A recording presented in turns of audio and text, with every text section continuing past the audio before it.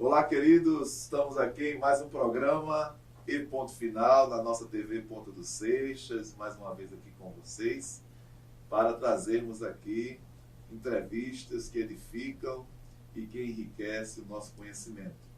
E hoje está conosco aqui já nos estúdios, já aqui na nossa frente, para ser entrevistado o nosso amigo Cláudio Rodrigues, diretor da BV Books e BV Filmes. Temos muita coisa para que você possa conhecer deste homem e conhecimento, a apresentação aqui também de uma Bíblia que é extraordinária, que veio para enriquecer a literatura evangélica brasileira e, por que não dizer, a literatura mundial, que é a Bíblia de Spurgeon, que é uma exclusividade da BV Books. E então, fica conosco, que nós estaremos agora entrevistando o nosso querido Cláudio Rodrigues. E nós queremos já, neste momento, Cláudio, apresentá-lo, mas aí fica melhor você inicialmente apresentar para o nosso público, para o nosso telespectador, Cláudio Rodrigues, diretor da BV Books, diretor da BV Filmes. Quem é Cláudio Rodrigues? BV Filmes, BV Books. Fala um pouco para nós inicialmente. É isso aí, pastor. Muito obrigado por estar aqui compartilhando aí com vocês um pouquinho da nossa história, né? Não sei se de algum momento Deus sabe o que faz, em algum momento da nossa vida Deus nos guia, em algum momento da nossa vida Deus sempre está à frente de todos os nossos momentos, de todos os nossos pensamentos. E eu acho que tudo que eu fiz, né, falar de mim, eu acho um pouco complicado, né, você contar de você mesmo, né? Mas é uma história. Né? E às vezes é necessário, porque é uma história. Enriquece, né?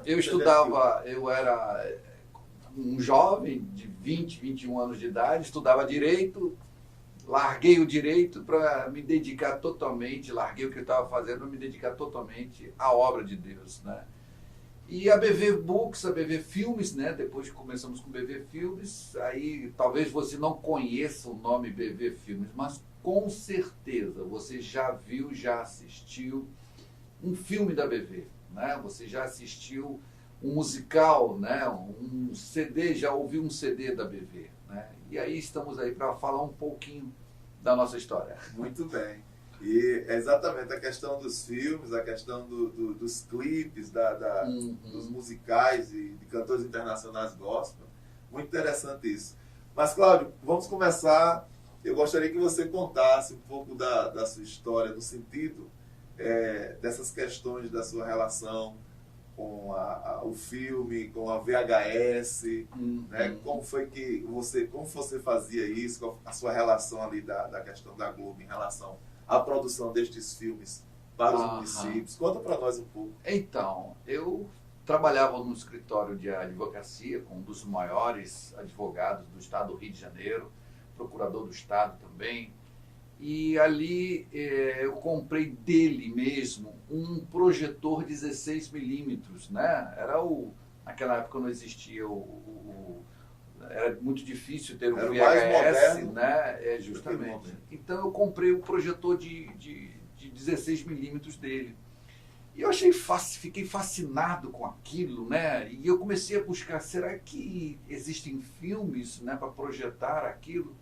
E eu estudei, me dediquei ao projetor e encontrei, né, lá na Rede Globo, lá no Rio de Janeiro, Jardim Botânico, eles cediam gratuitamente películas, né, os filmes dos Trapalhões, a Turma da Mônica, Globo Repórter, documentários, né, aonde você levava para casa para ser exibido, né? E eu ia lá, alugava, pegava um daqueles projetos, né? Eram gratuitos, não pagava nada, pegava aqueles projetos, ia para casa e começava a fazer a exibição lá em casa mesmo, assistir, não tinha videocassete, né? E aquilo era muito interessante, até que a lâmpada queimava, era uma coisa assim bem artesanal, né? Mas graças a Deus E eu tive a ideia, falei, e filmes evangélicos? Será que existem filmes evangélicos? E eu comecei a buscar isso e encontrei em São Paulo uma missão que alugava filmes evangélicos para projetar nas igrejas, fazer projeções nas igrejas. Então fui, encontrei os filmes evangélicos, comecei a projetar filmes nas igrejas. Eu projetava filmes nos cinemas do interior, quando algum prefeito de alguma cidade de cinema desativado entrava em contato com a Rede Globo ou entrava em contato com a Ancine, né, querendo alugar o filme, mas não tinha o projetor.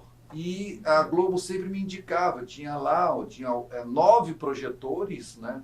Eles sempre me indicavam, né? Davam o meu cartãozinho, aí o prefeito, o vereador da cidade, ou a pessoa, o secretário, evento, né? O secretário de cultura entrava em contato, a gente fazia esse evento na cidade. E lotava a cidade. Lotava. Né? Às vezes o cinema não comportava com o número de pessoas na cidade. Eu ia muito interessante para o sul de Minas. Como eu ia para o sul de Minas, que era bem próximo, né? Não tinha carro, eu ia de ônibus, eu chamava de radinho de pilha. Né? Pegava meu radinho de pilha, o projetor enorme, com aqueles rolos, né? E o prefeito nem me mandava buscar em casa, né? Eu tinha que pagar a passagem do ônibus para ir para... Mas, enfim, um jovem, né? Eu estava lá disposto a tudo. E eu fazia essas projeções nos cinemas. Isso aos 16, 18 anos de idade. Aos 21 anos de idade. 21 anos de idade. Né? Aos 21 anos de idade, 21 anos de idade, eu já estava trabalhando dessa forma. E comecei a projetar filme nas igrejas também, né? A Cruz e o Punhal, Refúgio Secreto, O Inferno em Chamas, como as pessoas se convertiam, né?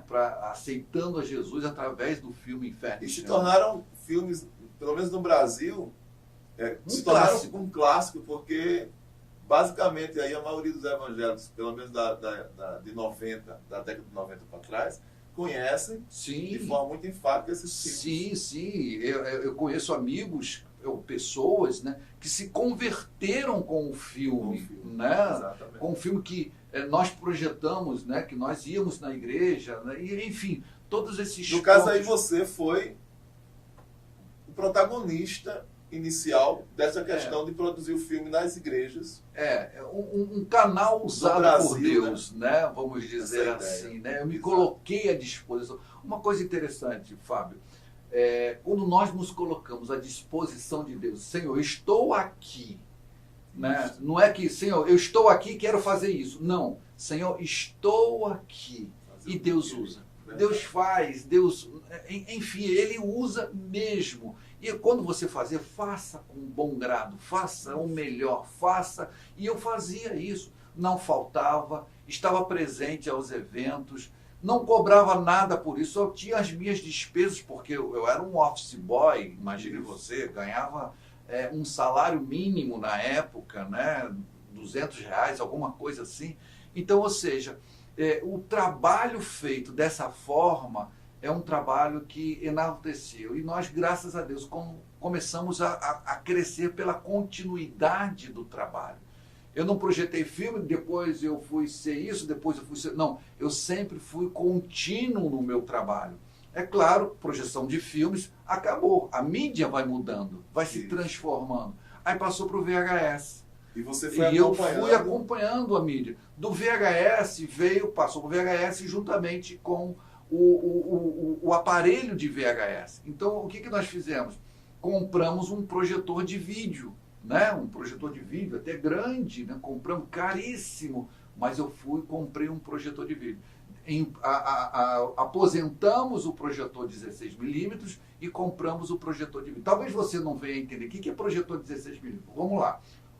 Existiam 3 tipos de bitola de filme. 8mm, que é uma máquina que muitas pessoas tinham uma filmadora 8mm, as filmadoras hoje são digitais, né, bonitas, né? Nós temos aqui no estúdio várias filmadoras, mas naquela época era uma filmadora 16mm, compactazinha, e era rolo, literalmente 8mm, né, o tamanho. Depois tinha o projetor 16mm. E era tipo na bateria, basicamente. Era bateria, justamente às vezes também a fio. Então você tinha o 16 milímetros, é um pouco, aqui é 1 centímetro e 6 milímetros. Então você tinha ali 16 milímetros. E tinha o 35 milímetros que era exibido nos grandes cinemas, né? Quando você vai no cinema, até hoje alguns cinemas usam ainda o 35 milímetros, né? Não existem, são salas de vídeo e cinemas de projeção. Então aí nós passamos para o VHS. E o VHS continuamos projetando nas igrejas o VHS. Depois do VHS, passamos para quê? Para o DVD. Então, a mídia foi se modificando, né? E hoje, o que acontece hoje? Hoje o filme está nas nuvens, né? Hoje você baixa um filme, você assiste por várias plataformas, YouTube, que é o mais conhecido, né? Se você quer assistir um filme da BV, é só acessar o canal da BV no YouTube, você tem ali os filmes para você assistir gratuitamente. Então essa é a forma de você... Era uma maneira de evangelizar também. Sim. Quantas e quantas pessoas se converteram, quantas e quantas pessoas foram a Cristo através de uma projeção de um filme. Exatamente. O nosso programa ele tem exatamente esta ideia, esta proposta, que é um programa de cosmovisão cristã. Uhum. E um dos pontos que nós compreendemos como torre, como uma montanha de influência, é a mídia. Uhum. E aí, claro, nós observamos que existe, no nosso cenário cristão evangélico, um certo preconceito, ou talvez também uma falta de conhecimento, porque as pessoas não conseguem admitir que a mídia ela é um instrumento poderoso de Deus, porque as pessoas fazem a interpretação baseada, se a mídia tem algo ruim e tal, e as pessoas colocam tipo que espiritualizam aquilo como se fosse algo satânico e tudo mais. Eu queria que você falasse para nós deste poder da mídia no sentido positivo, você que é um homem de Deus, uma pessoa cristã, que conhece o cenário da mídia, e falasse para nós, para o nosso telespectador, sobre este poder da mídia no sentido de ser um instrumento de Deus para as pessoas. Sim. Vamos lá. Eu vou dar um exemplo de um filme. Como eu disse aqui, talvez você não conheça a BV Filmes, mas você provavelmente já assistiu um filme distribuído por nós. Por exemplo, Prova de Fogo. Prova de Fogo. Né? É um filme que o Brasil quase todo evangélico assistiu o filme Prova de Fogo. Não só o filme, mas também leu os livros, né? Aquele livro que Caleb lia para a esposa, né? O Desafio de Amar. Então, esse filme, ele cai como uma luva em suas mãos nesse cenário da mídia, de utilizar a mídia para levar uma mensagem positiva, uma mensagem de esperança. Quantos e quantos casamentos foram recuperados por assistirem, os casais assistirem o filme Prova de Fogo? Eu sempre digo que, no mínimo, todo casal, uma vez por ano, pare você, sua esposa, seus filhos, assista o filme Prova de Fogo. É fundamental. Como eu também sempre digo, todo cristão tem que, pelo menos uma vez por ano, o Spurgeon fala sobre isso, pelo menos uma vez por ano, ler o livro Peregrino. Né? Então, o filme Prova de Fogo, eu lembro de um testemunho, vou apenas contar 2 testemunhos rápidos aqui. Eu recebi um telefonema de uma juíza de Aparecida de Goiânia, né? Doutora Mônica, né? Aparecida de Goiânia, me pedindo autorização para que os conciliadores dela... Ela falou assim, olha, Cláudio, aqui nós temos que aplicar a lei. Eu não posso nada além disso do que aplicar a lei. Então eu recebi um telefonema dela pedindo a autorização para que os conciliadores dela utilizassem o filme Prova de Fogo, porque o dever dela é antes conciliar. Sim. Há a condição, em vez de vocês fazerem a separação, o divórcio, ter a possibilidade de conciliação. Os passos para tentar evitar. E um dos instrumentos que ela utilizava era o filme Prova de Fogo. Depois ela contou isso, que ela já vinha utilizando, mas alguém lá dentro dela falou assim, doutora, a senhora tem autorização para utilizar este filme? Olha só, né? As pessoas não gostando porque elas estavam usando um filme religioso, vamos dizer assim, né? Para conciliar os casais. Aí vem lá o o inimigo por fora, né? Tenta colocar uma pedrinha no sapato, empecilho, impedindo alguma coisa. Então ela entrou em contato conosco, eu pedi autorização imediatamente, eu mandei autorização. Doutora, faça. E além do mais, mandei a vara dela, a vara de família, estava comprando os filmes, né? E eu falei assim, doutora, e eu, além do mais, eu vou mandar o livro e vou mandar alguns DVDs para a senhora utilizar isso. E a vara de família dela era a vara que tinha menor índice de divórcio. Olha que coisa interessante.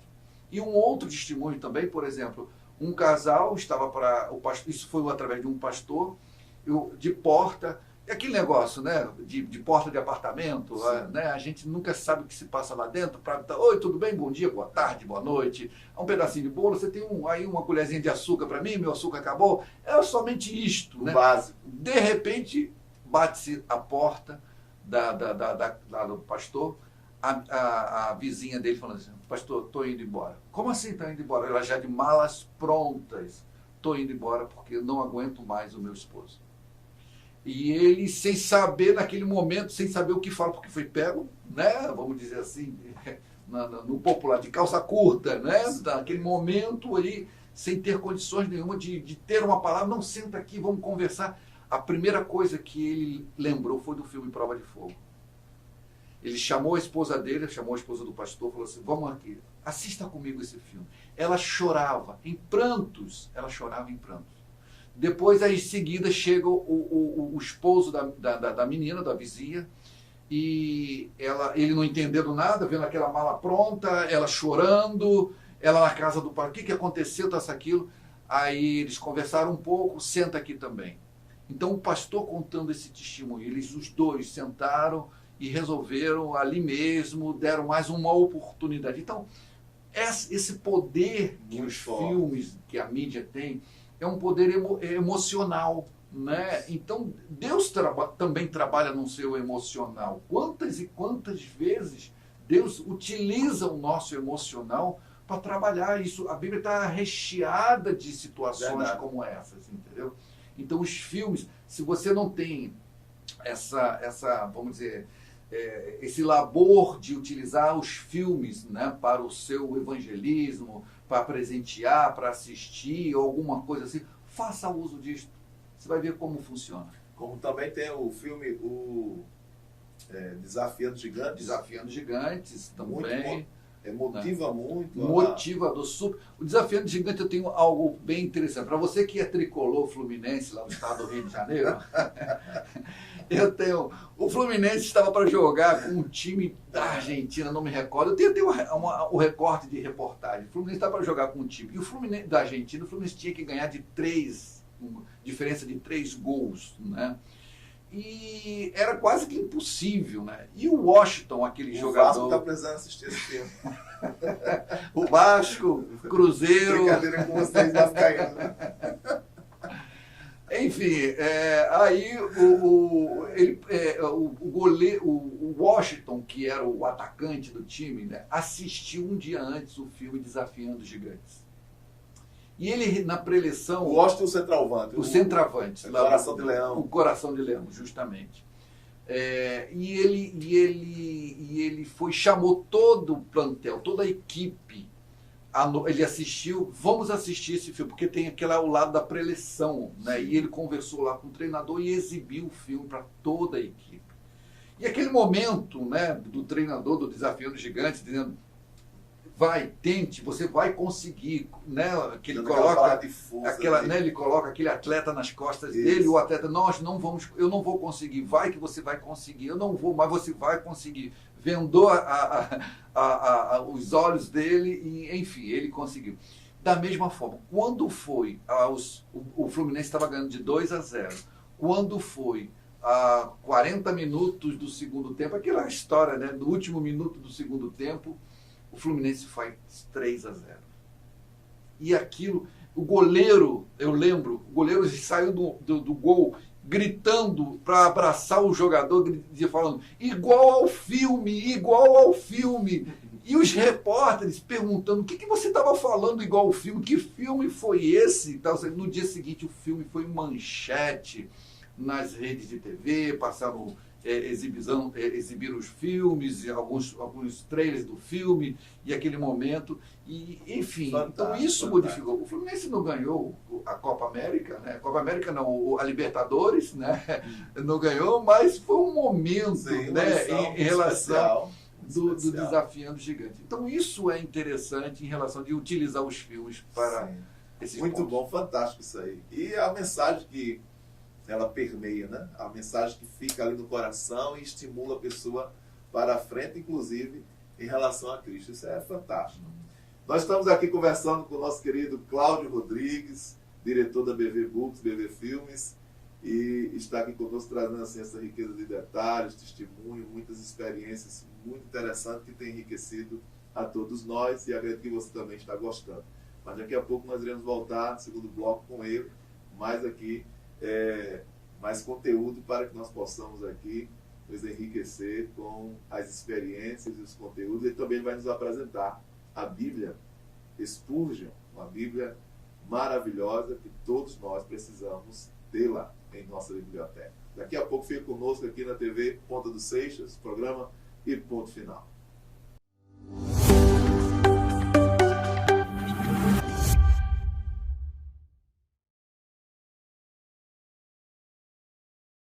Estamos de volta aqui no nosso programa, em ponto final, na nossa TV Ponta dos Seixas, conversando aqui com o Cláudio Rodrigues, diretor da BV Books e da Books Filmes, que tem trazido para nós assim, conteúdos riquíssimos e maravilhosos e edificantes para as nossas vidas. Continuando aqui com ele.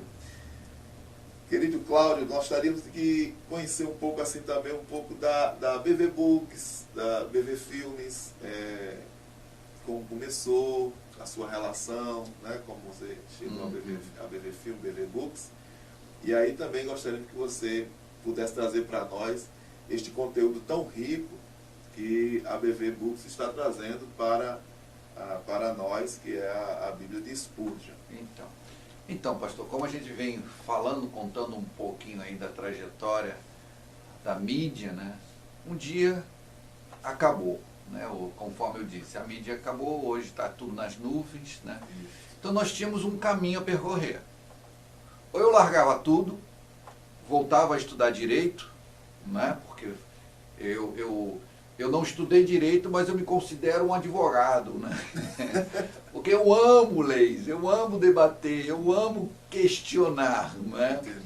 E isso é bom também, né? Porque eu sempre digo, na Bíblia você tem que ler, reler, ler novamente, de novo a passagem bíblica e questionar.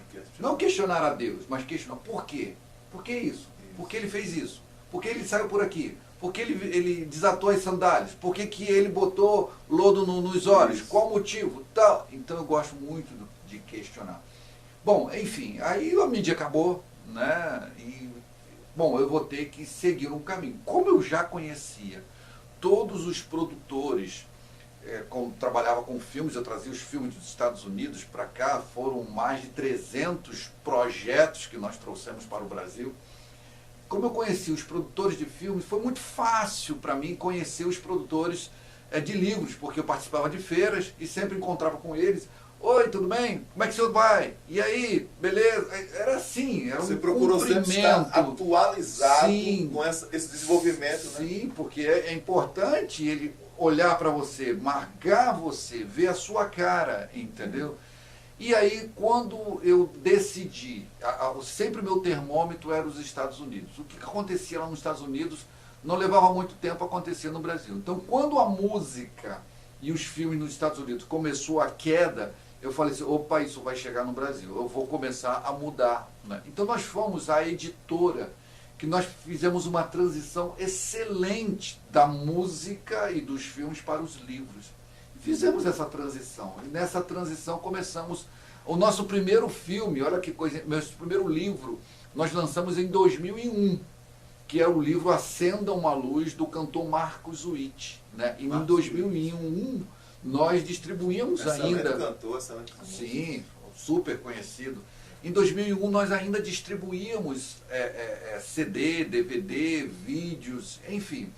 E o nosso segundo livro saiu em 2008. Olha que coisa. 2001 nós lançamos o primeiro e em 2008 nós lançamos o segundo, para você ver como a transição ainda estava bem lenta, bem devagar, né? Trabalhando muito, sabendo muito trabalhar nessa transição. E bom, enfim, chegamos nos livros, começamos a publicar os livros, tínhamos os direitos, os produtores começaram a dar direitos para a gente de livros e livros. Quando chegou em 2010, 2 anos após a publicação em massa dos nossos livros, eu comecei a questionar de Bíblias. E Bíblias? Como é Bíblia no Brasil? Aí eu comecei a ver o texto bíblico da Católica, o texto bíblico João Ferreira de Almeida, o texto bíblico NVI, o texto bíblico de outras denominações, né? E eu cheguei a mais ou menos 15, né, quase 15 textos bíblicos. Veja bem, pastor, todos nós sabemos que os originais bíblicos não existem. O que existe é cópia, de cópia, e vai aí cópias e cópias, até a terminarem, né, o processo de copiado manuscrito, quando Gutenberg inventou a imprensa, né? Mas até aí eram cópias de cópias. A cópia do manuscrito bíblico, como os originais bíblicos não existem, a cópia hoje bíblica mais confiável são os rolos de Qumran. Os mais antigos, né? Os mais antigos são os rolos de Qumran, descobertos em 1944, né? Durante 2, 3 anos. E, enfim, aí, isso veio a público e novas descobertas, algumas Bíblias modificaram, e a BV trouxe 4 versões bíblicas, né, para se juntar à versão bíblica predominante que nós temos aqui no Brasil, que é João Ferreira de Almeida. Veja bem, nenhuma Bíblia pode dizer que é a Bíblia mais fiel. Não existe isso. Por quê? Porque os originais bíblicos não existem. Né? Então, todas as Bíblias que nós temos são propostas de tradução. Que chega próximo aos manuscritos bíblicos. Né? Nós ainda não sabemos se o que está nos manuscritos bíblicos é 100% fiel aos originais quando foram escritos. Né? Alguns dão 90%, 95%, mas isso não tira a autenticidade bíblica, não tira toda a autenticidade bíblica. Né? Então isso é bom deixar claro com vocês. Né? Então, eu me converti com uma João Ferreira de Almeida. Né? Então, excelentes traduções. Então, nós trouxemos a King James, né? Trouxemos para o Brasil a Bíblia textual, que tem a sua base bíblica nos manuscritos mais antigos, que são os rolos de Qumran, Septuaginta, Pentateuco Samaritano, a Peshitta, né, que é uma Bíblia do aramaico para o português, né? Ou seja, Jesus falava em aramaico com os discípulos, na rua, evangelizando, em casa. No templo, ele lia em hebraico, né, pregava em hebraico. Então, o aramaico é muito presente na Bíblia, né? Maranata, é uma palavra em aramaico. Talita Cumi e tantos outros costumes. Então, a Bíblia Peshitta tem essa possibilidade de você conhecer muitos costumes bíblicos.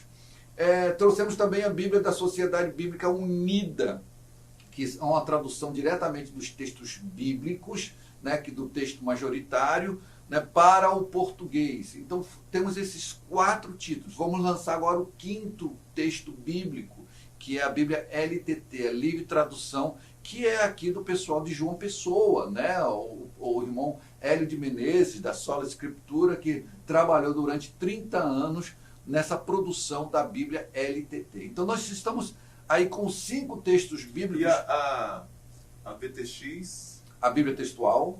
É a BTX, né? Então, a BTX é uma particularidade muito grande da BTX. Bem interessante, né?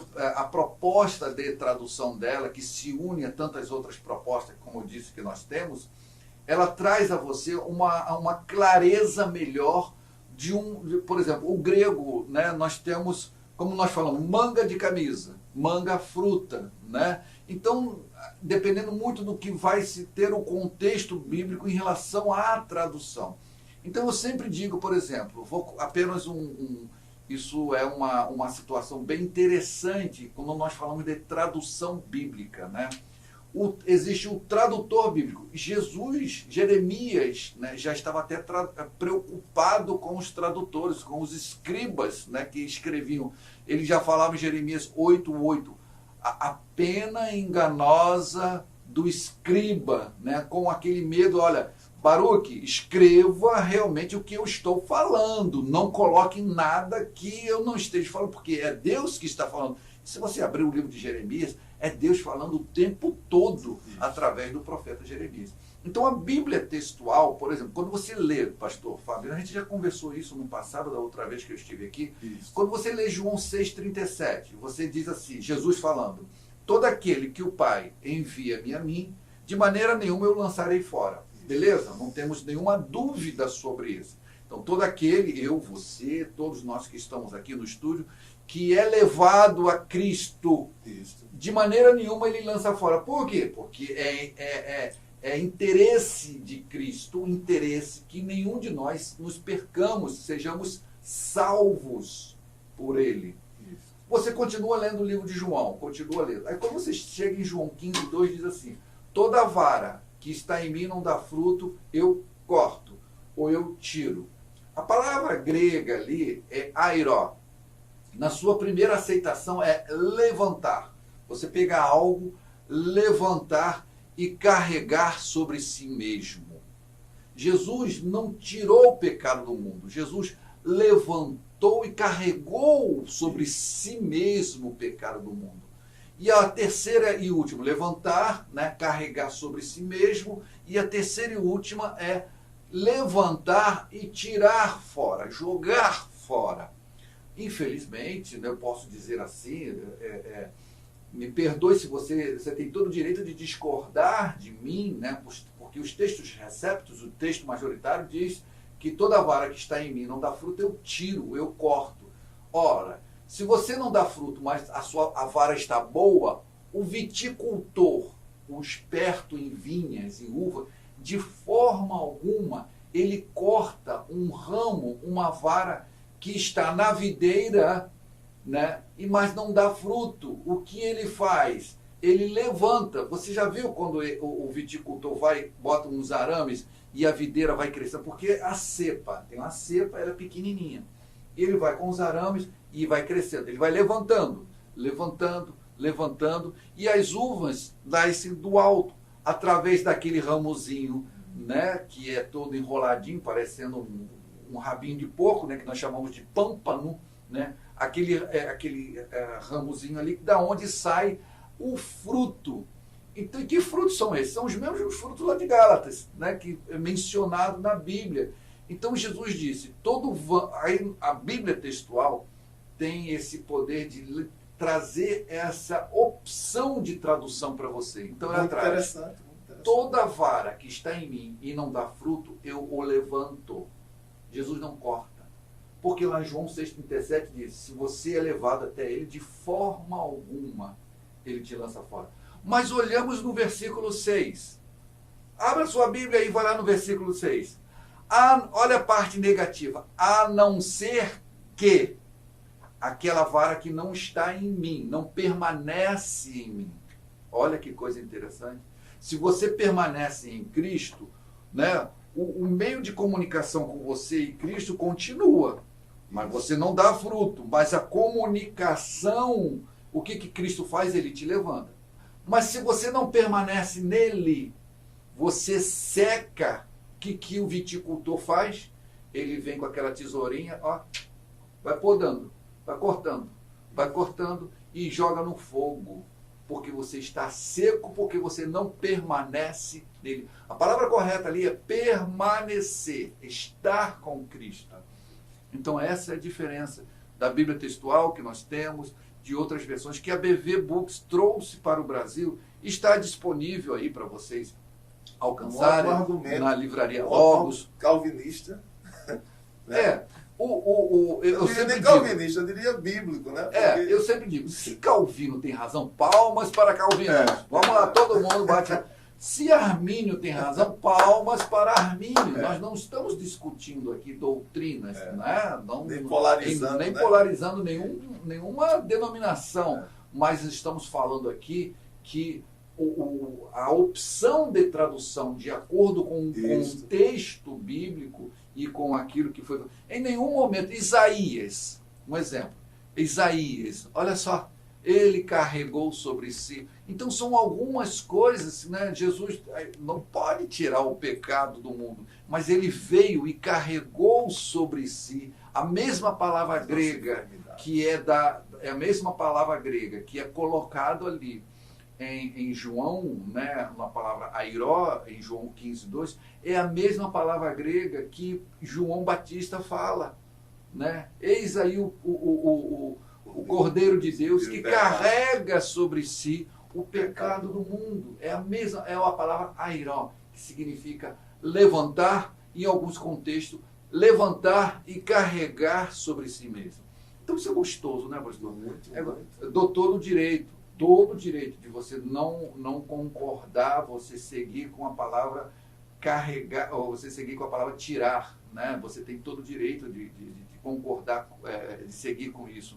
Mas observamos a proposta de trabalho da Bíblia textual. Não somente desse versículo, mas de tantos outros versículos. Eu li e é muito bom mesmo, excelente. Então a Bíblia, a BV Books, né, que nós chamamos, deixou de ser BV Filmes, passou a ser chamado BV Books, nós estamos envolvidos hoje, né, trazendo algo novo, algo fresco, né? E esse é o motivo de eu estar aqui em João Pessoa para o lançamento aqui da Bíblia de Spurgeon, né? A Bíblia, ele é considerado como o príncipe dos pregadores, né? Apelidado pelos seus leitores, né? Falar de Spurgeon, né, para mim, eu acho que não há necessidade de falar tanto sobre o Spurgeon, né? Quando ele estava em meio aos calvinistas, os calvinistas diziam, olha, a sua pregação é muito armenianista para nós, você é muito armeniano, você tem que mudar um pouco a sua preleção, a sua oração. E quando ele estava no meio dos armenianos, né, e os armenianistas falavam, olha, Spurgeon, você é muito calvinista, né? A sua pregação... Então ele tramitava entre esses... Mas ele, uma coisa interessante, ele pregava Cristo. Tem na história dele aqui, né, do livro, que ele diz assim, pregador, né, se você não tem Cristo na sua pregação, né, é como um pão sem farinha. O que é um pão sem farinha? Não existe. Você pega o sal, vamos fazer um pão, pastor Fábio. Me traz aí a manteiga, me traz aí o sal, me traz aí o fermento. Sim, mas cadê a farinha? Inexistente. Não vai existir. Então o Spurgeon fala, a pregação sem Cristo é como um pão sem farinha. Pregador, Spurgeon completa, pregador, se você é um desses, vá para casa, reflita, medite, e veja se o seu ministério vem a valer a pena, né? A partir do momento que você colocar Cristo nas suas pregações, reflita e volte a pregar. Ele era muito duro.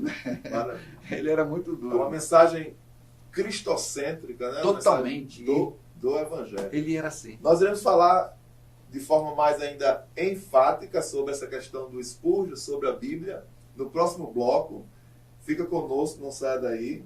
Estaremos aqui falando exatamente algumas coisas que nós iremos aqui tirar dúvidas com o Cláudio Rodrigues sobre o Spurgeon. Eu sei que ele tem muito conteúdo para nos trazer e nós iremos colocar o próximo bloco especialmente para isto. Fique conosco aqui na TV Ponta dos Seixas, programa e ponto final. Daqui a pouco falando sobre Spurgeon e a Bíblia de Estudo que foi lançada. Maravilha!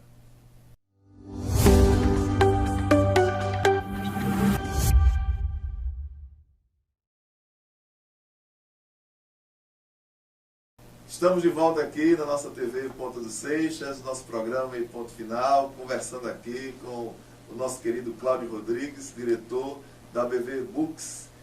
Uma entrevista maravilhosa e muito enriquecedora. E agora nós vamos tratar exatamente, ele vai falar para nós aqui, tem muita coisa para ele nos informar a respeito do príncipe dos pregadores, Spurgeon. E ele lançou uma Bíblia.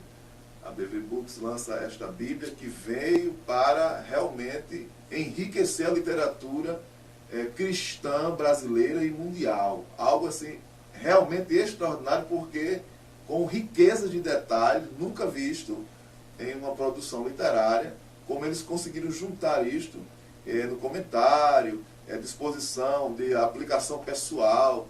Então, Cláudio, nós gostaríamos de que você falasse para nós, informasse. Eu queria já começar o seguinte: Spurgeon, né?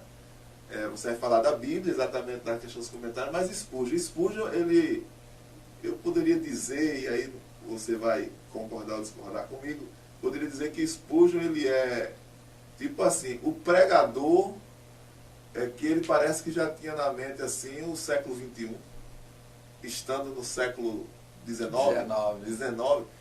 muito atualizado, assim. A mensagem dele é muito pertinente a nós. Sim. Fala para nós sobre então, este príncipe. Então, nós da BV recebemos a proposta. Nós temos no mercado aí uma Bíblia de Spurgeon, que é distribuído por uma editora que pegou os devocionais do Spurgeon e incluiu, né, numa outra versão. A versão que Spurgeon lia e preparava os seus sermões, os seus estudos, a versão King James. Então, eu recebi a proposta de lançar a Bíblia de estudo do Spurgeon no Brasil, da Broadman Holman Lifeway, juntamente com o Museu Spurgeon. Então nós lançamos no Brasil essa preciosidade. O diretor do museu disse para a gente, né, disse para mim, falou assim: olha, o povo brasileiro vai ter uma oportunidade única na vida de ter uma Bíblia onde se reúna todos os 3 estudos existentes e produzidos pelo Spurgeon. Tem gente aí falando algumas coisas que o Spurgeon não disse, né? Como ele é famoso em suas frases, né? Há pouco tempo teve um irmão que falou assim: olha, o Spurgeon uma vez disse, quem paga o seu salário é o cliente. Eu confesso que já li algumas coisas na internet que as pessoas colocam a frase e dizem que é Spurgeon. Dizem que é Spurgeon, né? Spurgeon falando de coach, por exemplo. Tudo bem, quem paga o seu salário tá certa a expressão, é o cliente. Mas não foi Spurgeon que disse, não. Quem disse isso foi o Henry Ford. Então, colocando coisas e misturando. Então, nós recebemos 3 estudos diferentes, em épocas diferentes. Pastor, quando o senhor prepara uma pregação, um exemplo, pega lá o Salmo 15, né, aquela maravilha toda do verdadeiro cidadão dos céus, né, prepara isso, o Salmo 15. Daqui a 6 meses eu vou pregar novamente no Salmo 15, porque o Salmo 15 é maravilhoso, né, daquelas 9 condições de ser um verdadeiro cidadão dos céus. O senhor vai ter uma outra perspectiva, um outro pensamento, né? Não, eu sei que eu tenho anotado esse salmo, mas eu não esqueci onde está, mas eu vou anotar. Então, o senhor vai ter outras perspectivas, outras palavras. A mesma coisa o Spurgeon. São 3 estudos diferentes do Spurgeon, aonde vai lhe proporcionar todo o conhecimento sobre mensagens expositivas. A facilidade, pastor, que o Spurgeon tinha de ler um versículo, encontrar Cristo naquele versículo e colocar ele dentro de você. Isso é uma coisa fantástica. A aplicação pessoal que o Spurgeon tem na Bíblia de Spurgeon, de chegar e ler aquele versículo e dizer: é desta forma que você tem que andar, se comportar, falar, pensar. Então, eu tenho aprendido muito. E tenho recebido pouco tempo, nós temos 1 mês de lançamento da Bíblia de Spurgeon, né?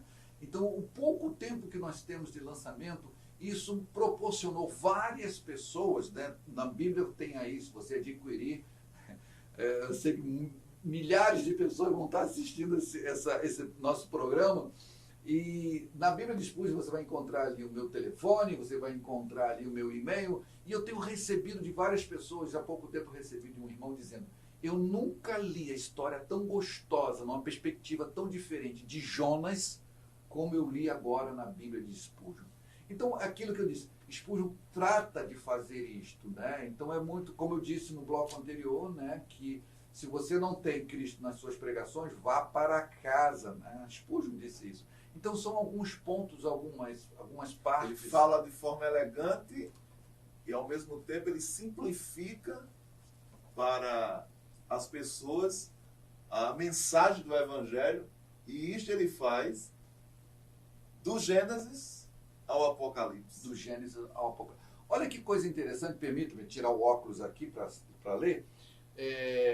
O Spurgeon, como você disse, era um homem muito à frente do seu tempo. Muito à frente. Ele estava assim, numa perspectiva muito avançada, desde do colégio, né, na sua área de criança, na sua formação do colégio, até propriamente já na fase adulta, no que ele pensava. Ele Spurgeon sempre lia bons livros, mas ele sempre diz assim: leia bons livros, mas viva na Bíblia.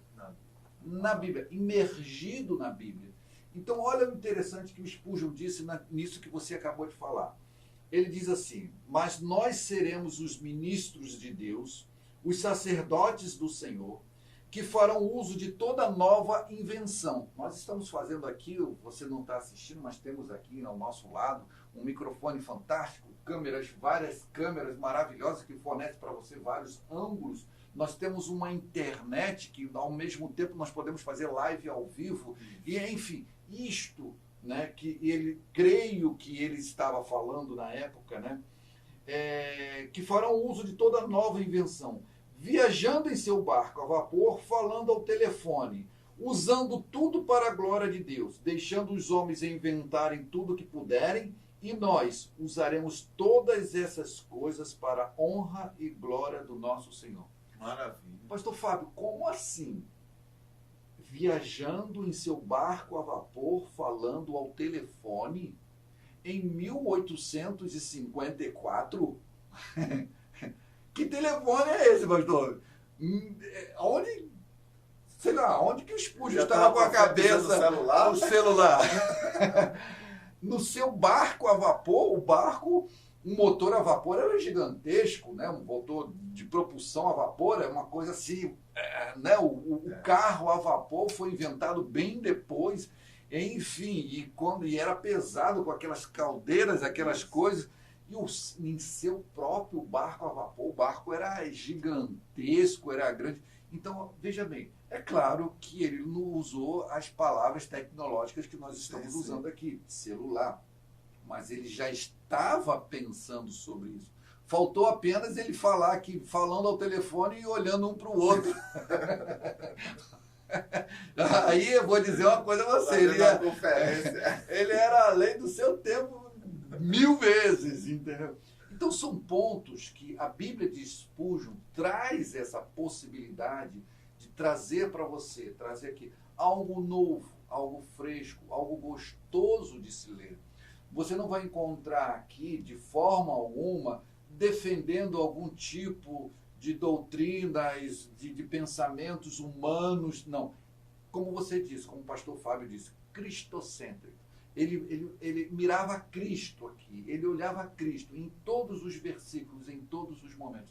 Então isso é gostoso de a gente verificar, isso é gostoso de a gente trabalhar e distribuir essa Bíblia. Então nós recebemos esses 3 estudos, né, da Broadman Holman Lifeway e do Museu de Spurgeon lá da Inglaterra, dos Estados Unidos, perdão, para nós colocarmos aqui na Bíblia toda a capacidade de pensamento que o Spurgeon teve contra a escravidão. Ele foi perseguido nos Estados Unidos. Os livros do Spurgeon foram queimados porque ele era contra a escravidão, né? Totalmente. Então são alguns pontos que você vai se deliciar aqui. Esta Bíblia, Cláudio, ela tem os sermões, os principais sermões de Spurgeon. Aqui você vai encontrar na Bíblia cerca de 20 sermões. É interessante que nós temos aí, vagando pela internet, vários sermões do Spurgeon, confiáveis, talvez, né, alguns, outros não, mas você vai encontrar aqui 20 sermões interessantes que você nunca leu e nunca viu em lugar nenhum. Em 2017, foi encontrado na biblioteca de Spurgeon, pelo antigo curador da biblioteca, alguns livros, cerca de 11 livros, que ele considerou, isso aí são anotações do Spurgeon, da esposa dele, né? Tinha muitas coisas, algumas anotações que não dava para se entender muito bem. Bom, O atual curador modificou, o atual curador pegou os mesmos livros e minuciosamente ele começou a ler aquilo, a entender aquilo. E ali estavam cerca de mais de 400 esboços do Spurgeon. Olha que coisa fantástica, que o próprio Spurgeon escreveu no ano de 1851 a 1854, quando ele tinha apenas 21 anos de idade. Ele escreveu, não pregou aqueles sermões em lugar nenhum, guardou aquilo porque ele mesmo, o próprio Spurgeon, nas suas anotações, iria lançar aquilo. Ele, junto com a Susana, a sua esposa, estavam trabalhando nesses sermões para que eles fossem lançados e o próprio Spurgeon trabalhasse com esse tipo de publicação. Mas não sabem se o porquê ele não lançou isso e ficou ali esquecido por mais de 160 anos. A Broadman Home, junto com o Museu Spurgeon, recuperaram esses sermões, produziram 9 volumes de livros, 9 volumes. E graças a Deus, nós da BV Books teremos a capacidade de publicar. Aqui é uma pequena réplica de um sermão do Spurgeon, de um livro que ele utilizava. Então nós vamos produzir, nós vamos lançar esses livros no Brasil a partir já de pouco tempo. Você pode buscar na sua livraria aqui de João Pessoa, livraria Logos da irmã Edneia, ou então na internet, em vários lugares, também no site da Logos, você pode encontrar esses livros que estarão disponíveis, não só ali, pastor Fábio, mas, por exemplo, nós vamos encontrar também quantas vezes, né, isso é uma análise muito interessante, quantas vezes Spurgeon utilizava a palavra Deus. Spurgeon não chamava Deus por Deus, não usava a palavra Senhor, ele chamava a Deus pelo seu nome, Jeová. Jeová, porque Jeová. O tradutor dos estudos, né, um dos tradutores, chegou para mim e falou assim: Cláudio, ele usa muito a palavra Jeová. Você não acha melhor nós modificarmos isso para Senhor? Eu falei: de forma alguma. Eu não vou modificar o que Spurgeon escreveu. Ele não era testemunho de Jeová. Não, de forma alguma. Ele não era testemunho de Jeová. É o nome do Senhor. Sim, o nome de Deus é Jeová, né? Em inglês, né? Javé, que era o tetragrama, né? Lá Deus dos Hebreus. Deus dos Hebreus. Então, todos nós gostamos de ser chamados pelo nosso nome. Isso. Né? O pastor Fábio, tantas outras. Você gosta de ser, por mais exótico que seja o seu nome, você também gosta de ser chamado. Eu não sabia disso. Muito interessante. Ele chamava Deus pelo nome de Deus. Então são alguns pontos interessantes que você vai encontrar nesses livros. Quantos quilômetros Spurgeon percorria, né, para pregar um sermão? Quantos as palavras paz, amor, enfim, o momento que ele vivia, tudo aquilo, tudo em gráficos para que você possa entender. E essa parte dos nomes, de chamar Deus pelo seu nome, como você está dizendo, revela até, de certo modo, a devoção do pregador, da sua intimidade com Deus, sim, né? Da sua devoção com o Senhor. Totalmente. A deidade, Spurgeon falava muito sobre a deidade. E quando ele se dirigia a nós, Spurgeon usava uma palavra muito carinhosa: amados. Amado, faça isso. Amado, veja se você está agindo dessa forma. Hoje eu confesso a você que eu li a Bíblia, nós sempre temos o lado teológico, que nós queremos aprender sobre a teologia, sim, sobre os escritos, sobre os manuscritos, né? E também sobre a vida cristã. Né? Hoje, a minha Bíblia de consulta de todas as manhãs, quando me levanto, os estudos de aplicação pessoal e expositivo de Spurgeon. Isso ajuda muito quando nós acordamos, temos aquela palavra gostosa de ser aplicada no nosso coração. Então, a Bíblia ela tem essa possibilidade. Então, nós não estamos trazendo para você nada comercial, né? Mas sim, nada paliativo, mas sim uma Bíblia que é algo que é uma substância de uma ferramenta de trabalho, uma ferramenta de edificação espiritual para a sua vida. Maravilha, maravilha. E como se dá esta questão desta publicação, né? As pessoas têm muita curiosidade, como se dá, como se faz esta publicação, quais são os passos para que esta Bíblia se torne este ouro, esta joia que está aí? Então, pastor, trazer uma Bíblia para o Brasil não é muito fácil, né? Isso leva tempo. Nós levamos 5 anos e 3 meses na tradução somente das notas de Spurgeon, dessas 3 notas. 5 anos e 3 meses, trabalhando todos os dias. Quantas e quantas vezes, graças a Deus, eu gosto de trabalhar muito pelas madrugadas, né? Lá onde eu moro, de manhã cedo, o cantar dos pássaros, da sabiá, do bem-te-vi, né? A tranquilidade que você tem. Então isso enriquece você, em quantas e quantas vezes, não somente eu, mas você também se edifica. Eu dou graças a Deus porque eu tenho esse trabalho. Deus me colocou nesse trabalho, como nós vimos aqui no início do programa, né? Eu trabalhava no escritório de advocacia e cheguei aonde eu estou. Por quê? Porque eu continuei, eu persisti, eu confiei, eu entreguei a Deus os meus caminhos. Então são todos esses pontos. Uma publicação de uma Bíblia, ele tem várias etapas, né? Você tem a etapa da tradução, você tem a etapa da revisão. Uma coisa interessante, quando você comprar uma Bíblia de estudo, isso poucas pessoas sabem, pastor. Eu vou contar aqui um segredinho para você. Quando você adquire uma Bíblia de estudo, veja o original da Bíblia. Analise o original. Aonde a Bíblia foi publicada? Nos Estados Unidos? Ok. Quem é o autor da publicação? Sobre qual texto ele se fez presente para escrever os estudos da Bíblia?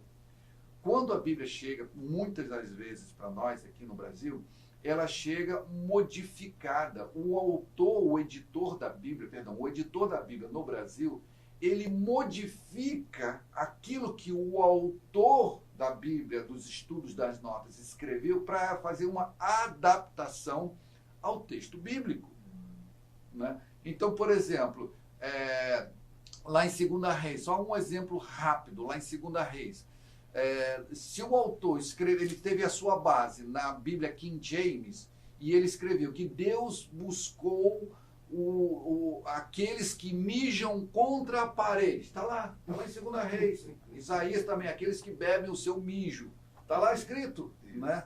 Aqueles que mijam contra a parede. Deus mandou Israel buscar esse povo.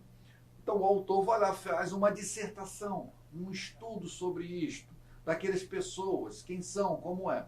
Então quando chega aqui, você vai ler aquele estudo bíblico e vai fazer com uma comparação de algum texto bíblico. Em nenhum texto bíblico no Brasil existe essa expressão, aqueles que mijam contra a parede. Está no Brasil em todas as nossas versões. Os homens, porque, né, aqueles que mijam contra a parede, está lá os homens. E eram os homens que Deus queria, mas Deus não usou a palavra homens, usou a palavra vulgar, né, uma palavra vulgar. Sim. Essa palavra, né? Dificilmente você ouve isso numa igreja, num púlpito, e tão pouco talvez deveria estar na Bíblia, mas está escrito isto na Bíblia. Mas veio aqui, então, o editor brasileiro modifica a Bíblia, ele altera o conteúdo, e às vezes até coisa da própria cabeça do editor. Então, é muito importante, ao comprar uma Bíblia de estudo, você verificar a sua fonte. Aonde foi produzido? Na Alemanha, na Inglaterra, né? São os berços, né? Vamos dizer assim, ou nos Estados Unidos, onde é o maior berço de publicação de Bíblias de estudo. Então você verifica em qual texto foi produzido lá fora, em qual texto foi feita a adaptação. Então isso é muito importante para a sua Bíblia de estudo. A Bíblia de estudo de Spurgeon foi produzida. A Bíblia que Spurgeon lia, qual era? A King James Version.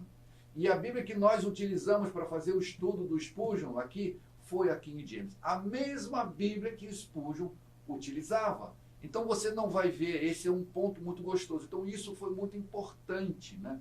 Então nós passamos por um momento de primeira tradução, segunda, aí fizemos a decupação da tradução, e a segunda decupação da tradução. Depois veio a primeira, segunda, terceira e quarta revisão da Bíblia. Não vou dizer a você que talvez, por exemplo, essa semana, um irmão mandou dizendo que a palavra para, faltou o a na palavra para. Então, às vezes a nossa vista fica cansada também, né, da revisão. Não vou dizer a você que não vamos encontrar talvez um errinho como esse, mas ela tem são erros que não modificam o sentido de forma alguma, irrelevantes. De forma alguma, né? Um lançamento de um livro sempre dá a possibilidade, muitos livros são lançados e tem muitos erros. Isso. Mas são alguns pontos, né, que nós temos esse processo de tradução da Bíblia, né? Nesse caso o texto King James já existia, mas do estudo do Spurgeon, né? Então foram 5 anos. Puxa, mas tanto tempo para você fazer 3 revisões da tradução e mais 5 revisões de todo o texto traduzido. Então, isso é interessante. Esse é um processo realmente gigantesco. Grande, minucioso, e aí você observa a importância de você ter um material deste com você para estudar, porque foi algo assim que foi feito não aleatoriamente, mas com muito cuidado, com muita precisão, com muita peculiaridade, e aí você tem uma segurança de que aquilo ali foi realmente feito com amor, com esmero, e aí você vai ter um material excelente com você. Mas nós estamos agora encerrando este bloco, vamos voltar para o próximo, para encerrarmos com as considerações finais, com o nosso querido Cláudio Rodrigues, e aqui mostrando para nós esta Bíblia extraordinária de Spurgeon, o príncipe dos pregadores. Fica conosco, TV Ponta do Seixo, seu programa e ponto final.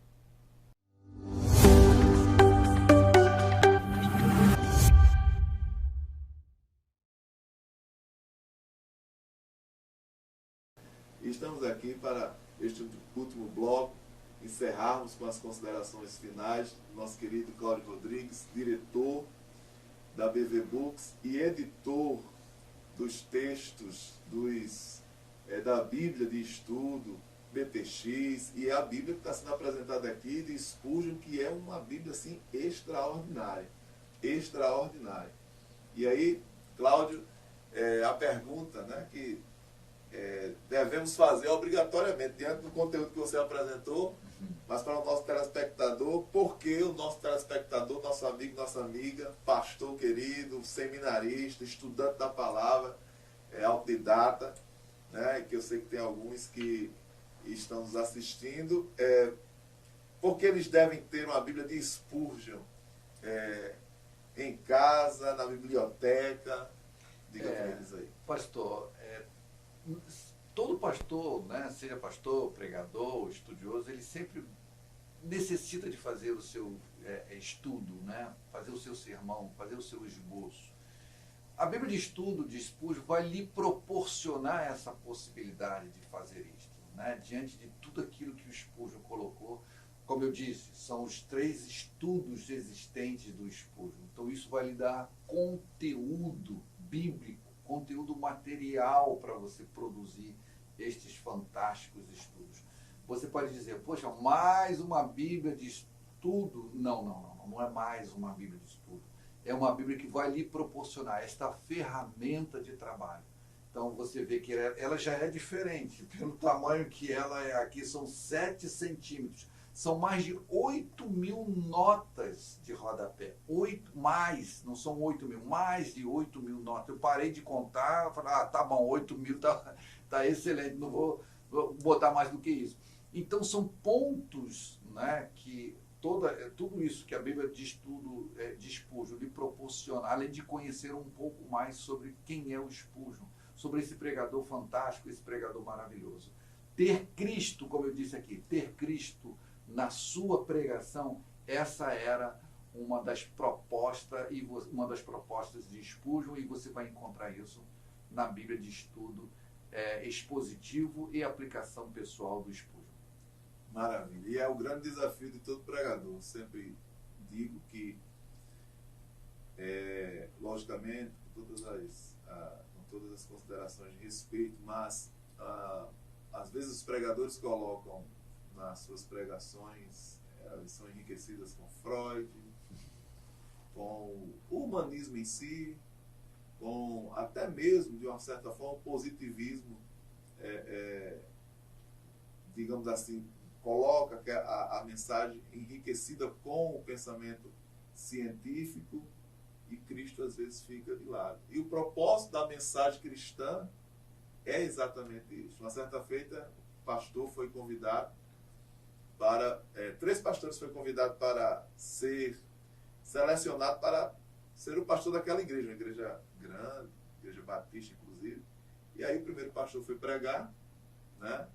E ele estudou a igreja e tal, e sabia que naquela igreja tinha muitos médicos e tudo mais. Então ele foi pregar, pregou um grande sermão, e aí falou muito de medicina, anatomia, coração e tal e tal. E aí fez aquele sermão. O outro pastor fez uma análise da igreja, sabia que também que tinha muitas pessoas da parte metalúrgica, outros eram mecânicos na área de também automobilismo. E ele fez todo um apanhado direcionado pelo povo. O outro pastor veio, mais assim, digamos, de uma certa idade mais madura, e quando ele foi pregar, o sermão dele foi o sangue de Jesus. E ele pregou o sangue de Jesus, não demorou muito, pregou sobre o sangue de Jesus. No final, a comissão, que a Igreja Batista tem essa questão, a comissão se reuniu, qual o pastor que nós iremos levar para a Assembleia da Igreja para indicar. Então foi um consenso unânime, o terceiro pastor. Porque nós não queremos um pastor que venha nos falar de medicina, porque nós já estudamos isso na universidade. Não queremos um pastor que venha nos falar de mecânica, porque a gente vive isso todos os dias. Não queremos um pastor que fale do Evangelho. Então aquele pastor foi admitido e passou a ser o pastor daquela igreja. Então, a proposta de Spurgeon aqui, pelo conteúdo que você nos traz, é exatamente isso, o Evangelho. Então, vale a pena ter este conteúdo que observa aqui, pelo que você tem falado, mostrado para nós, que é exclusivo. Sim, totalmente. Material exclusivo. Então, nós temos que correr e pegar, porque vai chegar o momento que vai faltar até produzir mais no Brasil. Cláudio Rodrigues, queremos agradecer de coração, privilégio, a honra de ter você aqui conosco, de ter aceitado o nosso convite. Queremos agradecer a parceria com a nossa irmã querida Edneia, a Livraria Logos, que Deus abençoe a Edneia por esta intermediação, e agradecer aqui, deixar a palavra em considerações finais com você. Pastor Fábio, eu que agradeço por mais uma vez estarmos aqui. A última vez que eu vim aqui, nós estávamos lá no seu programa na rádio, agora estamos aqui. Fico feliz por essa iniciativa aqui, de estar aqui na TV. E muito obrigado mesmo. Falar da palavra de Deus é um privilégio. Nunca vou me cansar de falar o dia todo, de comentar em rodas, em amigos, em TV, em rádio. Isso é muito gostoso de falar. Falar, meditar, pensar. Né? Eu sou grato a Ti, sou grato por estar no caminho, sou grato por ter a vida, ter saúde ainda que Deus tem me dado para nós estarmos aqui falando da palavra de Deus. Muito obrigado. Sucesso no seu programa, né? E seja bênção aí para muitas pessoas. Nós que agradecemos a você que esteve conosco todo esse tempo, mas também você certamente vai concordar comigo que foi enriquecido por tudo aquilo que ouviu neste dia. Maravilha. Que Deus te abençoe. Fica conosco. Voltaremos depois com mais um programa e ponto final aqui na nossa TV Ponta dos Seixos. Siga-nos nas redes sociais, no Instagram da TV Ponta dos Seixos, YouTube e também no Facebook. E para nós é um prazer estar aqui com você. Fica com Deus. Deus te abençoe e feito está.